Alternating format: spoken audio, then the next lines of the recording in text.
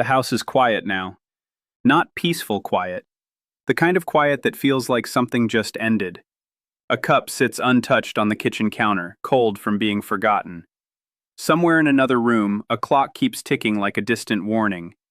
And you're standing there, staring at the last message someone sent you, reading it again. Not because the words were confusing, but because something underneath them was. Most people hear language. You hear fractures. You hear the hesitation before the sentence. The invisible resentment hiding behind politeness. The sadness disguised as humor. The performance inside someone's confidence. And the strange part is, nobody taught you this. You've just always known. Since childhood, you walked into rooms and felt emotional weather before anyone spoke. You learned how to survive by sensing tension before it exploded. You noticed the tiny shift in your mother's breathing before anger arrived. You could feel disappointment sitting at the dinner table even when everyone smiled. So you became hyper-aware, not weak, aware. But awareness like this comes with a cost, because eventually you stop knowing whether you're reading people or carrying them. And there's a specific kind of empath very few people ever understand. Not the soft empath people post quotes about online. Not the fragile soul who just feels deeply. I'm talking about the Heyoka, the empath who doesn't soothe illusions, the empath who destroys them. The one who walks into someone's life and accidentally becomes a mirror so clear, it terrifies people. Because your presence forces truth to surface. And tonight, you may finally understand why your entire life has felt different from everyone around you. Why people are strangely drawn to you, then suddenly afraid of you. Why chaos follows you into relationships you never meant to disrupt. Why you can sense motives people haven't even admitted to themselves. There are signs, not obvious signs, not loud signs, quiet ones. The kind hidden in the way you survive, the way you love, the way you disappear. And the first sign begins here. The first sign you may be a Heyoka is that you unintentionally expose people without trying. You've noticed it your whole life. People confess things to you too quickly. Strangers tell you secrets they've never spoken aloud. Friends suddenly become defensive around you even when you weren't accusing them of anything. Because a Heyoka doesn't confront people directly. You reflect them. That's what makes your energy so unsettling to certain personalities, especially manipulative ones. Narcissists, controllers, emotionally dishonest people. They often feel magnetized toward you at first. But eventually something changes. They begin to feel seen in a way they cannot control, and people can tolerate pain much easier than they can tolerate self-awareness. You've probably sat across from someone and felt the contradiction between their words and their emotional reality. They say they're happy, but their eyes look exhausted. They say they love someone, but their body tightens when that person's name is mentioned. They speak confidently, but underneath it, you feel panic leaking through every sentence. And without even meaning to, you respond to the truth instead of the performance. That's the difference. Most people communicate with the mask. You communicate with what's underneath it. Which is why your presence alone can trigger emotional reactions you never asked for. Some people leave conversations with you feeling healed. Others leave feeling exposed. Not because you attacked them, but because they briefly lost the ability to hide from themselves. And if you grew up in emotionally unpredictable environments, this ability became even sharper. Children who constantly had to read emotional danger develop extraordinary pattern recognition. You learned micro-expressions before you learned safety. You became fluent in silence. You learned that survival depended on sensing what nobody said out loud. But over time, this creates a strange loneliness. Because people love being understood, until they realize you understand them completely. Then fear enters the room. That's why so many Heyokas experience sudden endings in relationships that once felt intense and magnetic. In the beginning, people feel euphoric around you because you make them feel emotionally visible. But eventually, visibility becomes unbearable for anyone unwilling to face themselves. So they pull away. They blame you. They call you too intense, too sensitive, too observant, too much. When really, you simply noticed what they worked hard to conceal. And the painful part is that you rarely use this ability selfishly. Most of the time, you stay quiet. You carry what you see in silence because you already know how fragile people are beneath their performances. You understand that every ego is protecting a wound. Every arrogance hides fear. Every cruel person is usually running from something unresolved inside themselves.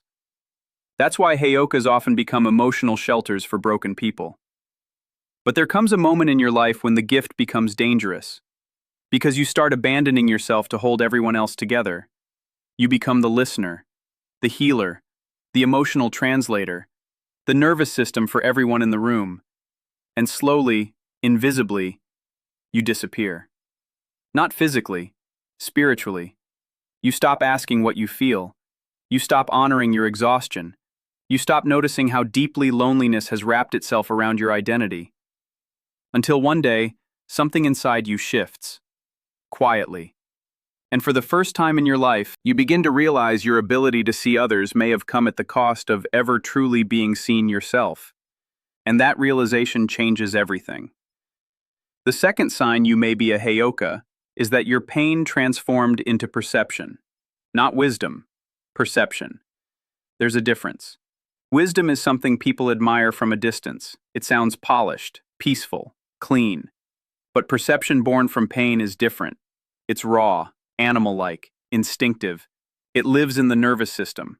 And if you're a Heyoka, you know exactly what this feels like. Because somewhere in your life, long before you understood human psychology, you learned emotional survival. Maybe you grew up around unpredictable moods. Maybe love felt conditional. Maybe you were praised one moment and emotionally abandoned the next. Maybe nobody ever taught you how to feel safe inside your own body. So your mind adapted. You became observant before you became relaxed. You learned how to study people the way sailors study storms.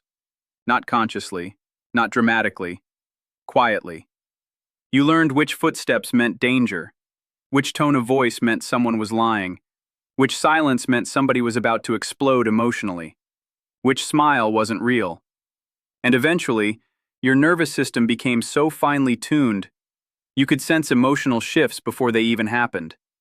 That's why you often know things without knowing how you know them. You feel energy change instantly. You notice hidden resentment in conversations everyone else thinks are normal. You detect emotional distance before words confirm it. And people around you sometimes call it paranoia.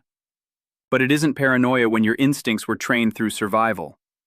A Heyoka often spends years doubting themselves because society praises logic but dismisses emotional intelligence until it becomes useful. People trust spreadsheets more than intuition. They trust appearances more than emotional reality.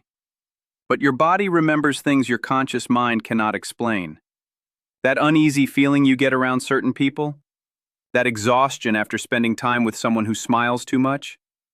That sudden emotional heaviness in specific rooms?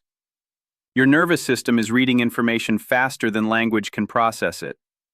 And the strange thing is, this gift can make you feel both deeply connected to humanity and completely alien from it. Because you see contradictions everywhere. You notice when someone says, "I'm fine," while their soul looks exhausted. You notice how people laugh during conversations about things that secretly hurt them. You notice how entire relationships are built on mutual pretending. Most people can survive by staying asleep emotionally. You can't. That's why superficial interactions drain you so deeply. Small talk feels like chewing cardboard when your soul craves emotional truth. You're not trying to be intense, you're trying to feel something real. And because of this, many Heyokas spend part of their lives feeling misplaced, like they were dropped into a world obsessed with appearances while they keep accidentally seeing what's underneath everything. You've probably felt it in crowds before. That strange sensation where everyone seems connected, but you feel separate somehow. Not superior, just aware in a different way. Like you're watching people perform versions of themselves they've practiced for years. And here's the painful irony. The more accurately you read people, the harder it becomes to trust them. Because once you've seen manipulation behind charm, you can't unsee it. Once you've witnessed fake kindness hiding selfish motives, innocence disappears forever. Once you realize how many people abandon authenticity to gain acceptance, the world starts feeling emotionally distorted. This is why Heyokas often isolate themselves without meaning to. Not because they hate people, because overstimulation becomes unbearable. Your mind is constantly absorbing emotional data. Every room has texture. Every person carries emotional static. Every conversation leaves residue behind. And after years of this, solitude stops feeling lonely. It starts feeling safe. But there's another side to this gift nobody talks about. You don't just absorb darkness, you awaken truth in others too. Some people meet you during periods of emotional numbness and suddenly begin questioning their entire lives. They leave your conversations thinking about things they buried years ago. Old wounds rise, hidden desires surface, denial cracks open. Not because you gave advice, because your presence disrupts emotional sleep. A true Heyoka creates internal earthquakes simply by existing authentically. And this is why your relationships often become transformational instead of temporary. People remember you long after you leave because something inside them changed in your presence. Even if they never admit it, even if they resent you for it. You carry a mirror most people spend their entire lives trying to avoid.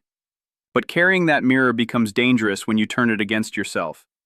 Because Heyokas are often brutally self-aware. You replay conversations endlessly. You analyze your own behavior with microscopic intensity. You blame yourself for emotional shifts you didn't create. You try to heal wounds in others while secretly bleeding internally. And eventually, exhaustion arrives. A deep exhaustion. The kind sleep cannot fix. Because your soul was never meant to carry this much emotional weight alone. And the moment you finally stop trying to rescue everyone, the moment you stop translating your soul into something easier for others to digest, something unexpected begins to awaken inside you. Not anger, something far more powerful. The third sign you may be a Heyoka is that your entire life has been a quiet rebellion against illusion. Even when you didn't mean it to be. Especially when you didn't mean it to be. You've probably noticed how often people misunderstand your intentions. How your honesty unsettles certain people even when your words are gentle. How simply being yourself around emotionally dishonest individuals creates tension you never asked for. That's because a Heyoka carries a kind of psychological gravity. You pull hidden things to the surface, and most people spend their lives trying to keep those things buried. There's something ancient about the way you move through the world. Not ancient in a mystical sense, but emotionally ancient. Like your soul became tired of pretending long before your body arrived here. You can feel it in ordinary moments.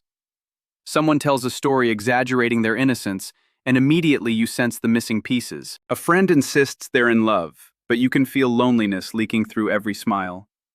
A person speaks with confidence, yet their energy feels desperate for validation. And what makes this exhausting is that you rarely go looking for these truths. They come to you automatically. Like hearing music nobody else notices. That's why many Heyokas develop a strange relationship with silence. You begin withholding what you see because experience taught you something painful. People ask for truth, until truth threatens the identity they built to survive. Then suddenly, you become the problem. You become negative. Too deep, too intense. But depth only feels threatening to people committed to staying shallow. A Heyoka was never designed to maintain illusions. Your energy interrupts them naturally, not through force, through presence. That's why manipulative people often reveal themselves around you faster than expected.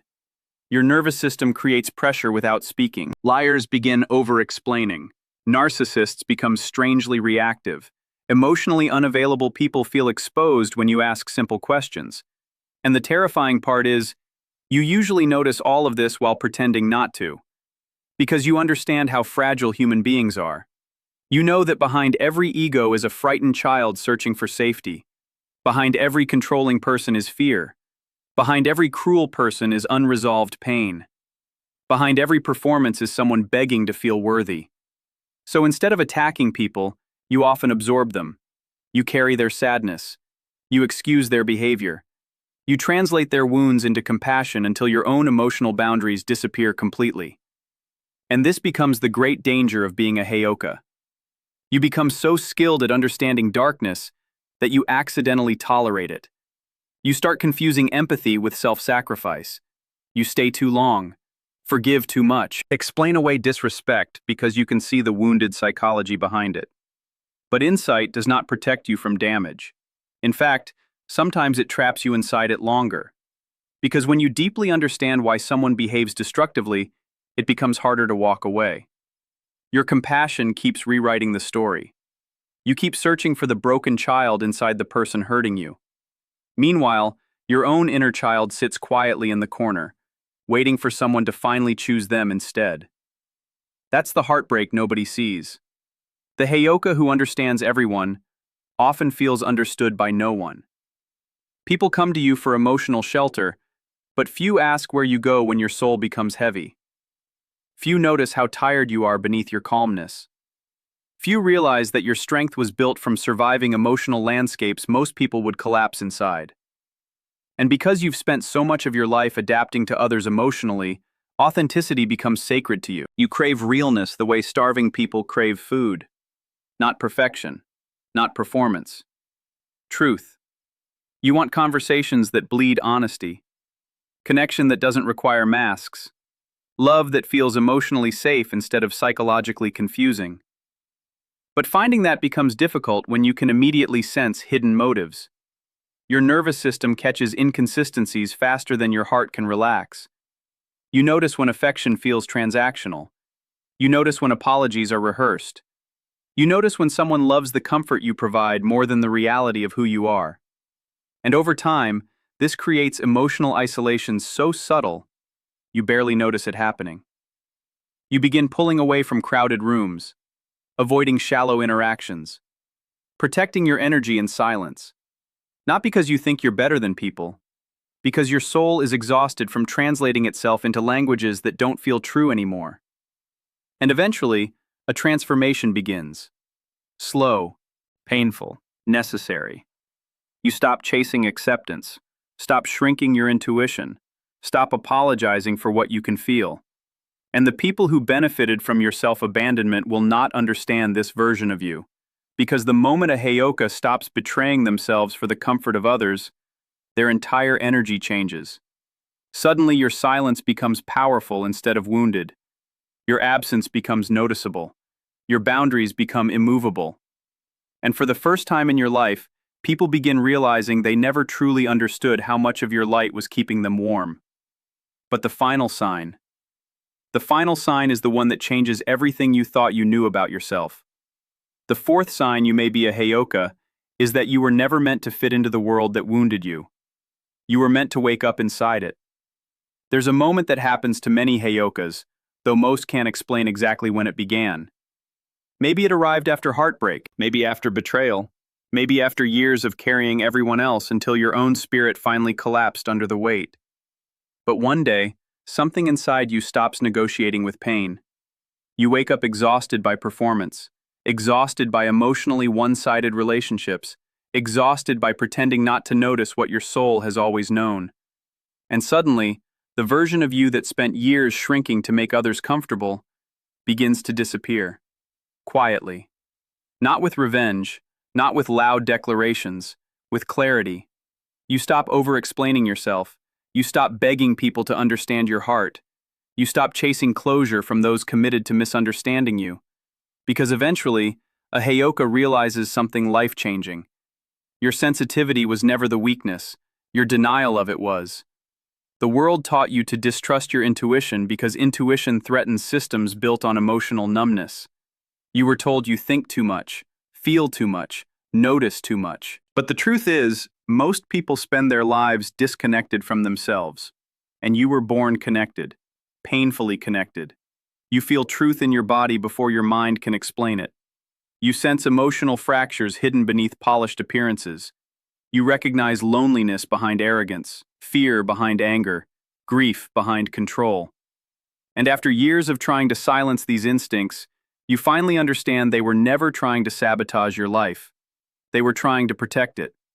That's why the healed Heyoka becomes almost impossible to manipulate. Not because they become cold, because they become clear. They stop confusing potential with reality. They stop romanticizing emotional chaos. They stop trying to rescue people committed to destroying themselves. And this transformation shocks people, especially those who benefited from your endless empathy. Because they expected access to you forever. They expected you to keep understanding them while they never attempted to understand you. They expected infinite forgiveness without accountability, infinite patience without reciprocity, infinite softness without protection. But healing changes the nervous system of a Heyoka. You begin recognizing peace faster than pain. You become sensitive to authenticity instead of dysfunction. Your soul no longer confuses emotional intensity with love. And perhaps for the first time in your life, you stop feeling addicted to being needed. That addiction is deeper than most people realize. Many Heyokas unconsciously build identity through emotional rescue. You become the fixer, the safe place, the therapist, the one who holds everyone together while silently falling apart inside. But eventually, your spirit reaches a threshold. You understand that constantly saving wounded people while abandoning yourself is not compassion. It's self-erasure. And once that realization settles into your bones, your relationships begin changing dramatically. Some people drift away because they were attached to your lack of boundaries, not your soul. Some become angry because your healing removed their access to controlling you emotionally. And some finally meet the real you for the first time. Not the survival version, not the over-giving version, not the emotionally exhausted version trying to earn love through usefulness. The real you. The one who no longer apologizes for needing depth. The one who trusts silence more than empty words. The one who can sit alone without feeling incomplete. That's the paradox of the Heyoka. Your greatest gift was never merely understanding others. It was surviving enough darkness to finally understand yourself. And once a Heyoka truly understands themselves, something extraordinary happens. Their presence changes. It becomes calmer, cleaner, almost unnervingly grounded. You stop absorbing every emotion in the room because you finally realize not everything belongs to you. You stop carrying the responsibility of fixing broken people. You stop translating your soul into smaller pieces just so others can digest it comfortably. And in that moment, your empathy transforms into power. Not power over people, power over illusion. You begin seeing life differently. You recognize how many humans are trapped inside identities built from fear. How many relationships survive through mutual dishonesty. How many people confuse distraction with happiness because silence would force them to confront themselves. But you no longer run from yourself. That's what makes the Heyoka rare. Not heightened intuition, not emotional intelligence, not sensitivity, courage. The courage to look directly into the hidden parts of human nature and remain open-hearted anyway. And maybe that's why your life has always felt so different. You were never designed to sleep through this world. You were designed to awaken inside it. And once you do, there is no returning to who you used to be.